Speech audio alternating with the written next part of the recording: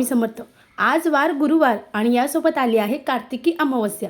मग या अमावस्येला आपण अनेक उपाय करत असतो। मग आपल्या घरामध्ये खूप नकारात्मकता आहे, ती दूर करण्यासाठी आपल्याला आज अगदी साधा आणि सोपा उपाय करायचा आहे। कसा करायचा चला तर जाणून घेऊ। आपल्याला आज न चुकता आपला जो घराचा उंबरठा आहे ते उंबरठ्याचं हळदीचं लेपन करायचं आहे।